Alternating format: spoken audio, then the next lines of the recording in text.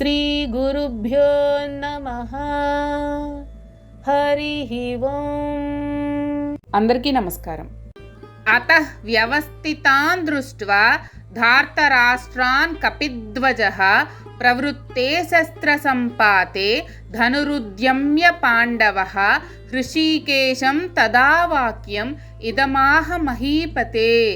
అతః అంటే తర్వాత అని, వ్యవస్థితాన్ అంటే నిలిచియున్న అని, దృష్ట్వా అంటే చూచి అని, ధార్తరాష్ట్రాన్ అంటే ధృతరాష్ట్ర కుమారులను అని, కపిధ్వజ అంటే హనుమానుని చిహ్నముతోనున్న ధ్వజము గల అర్జునుడు అని, ప్రవృత్తే అంటే ఆరంభింపబోచు అని, శస్త్రసంపాతే అంటే బాణములను విసురుటను అని, ధనుహు అంటే ధనస్సును అని, ఉద్యమ్య అంటే చేపట్టి అని, పాండవ అంటే పాండురాజు కుమారుడైన అర్జునుడు అని, హృషీకేశం అంటే శ్రీకృష్ణ భగవానునితో అని, తదా అంటే అప్పుడు అని, వాక్యం అంటే వాక్యమును అని, ఇదం అంటే ఈ అని, అహ అంటే పలికెను అని, మహీపతే అంటే ఓ రాజా అని.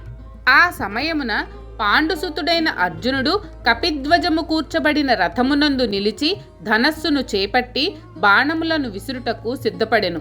ఓ రాజా, వ్యూహంగా నిలిచి ఉన్న ధృతరాష్ట్ర తనయులను గాంచి అతడు శ్రీకృష్ణ భగవానునితో ఈ వాక్యములను పలికెను. ఓ ధృతరాష్ట్ర మహారాజా, ఆ తర్వాత ఏం జరిగిందంటే, ఈ ప్రకారంగా కౌరవుల సేనలు పాండవుల సేనలు యుద్ధానికి సర్వసన్నద్ధులై తమ తమ శంఖములు భేరీ మృదంగాలు వాయించి తమ ఉత్సాహాన్ని, వీరత్వాన్ని, పరాక్రమాన్ని ప్రకటించారు. అర్జునుడి రథం మీద కపిధ్వజము ఎగురుతూ ఉంది. అంటే ఆంజనేయ స్వామివారు సాక్షాత్తు అర్జునుడి రథం మీద ఉండి యుద్ధ రీతులను పరికిస్తున్నాడా అన్నట్లు ఉంది. అటువంటి రథంలో ఉన్న అర్జునుడు తన అస్త్ర శస్త్రములను సిద్ధం చేసుకున్నాడు. యుద్ధం చేయడానికి సన్నద్ధుడయ్యాడు. అప్పుడు అర్జునుడికి ఒక ఆలోచన వచ్చింది.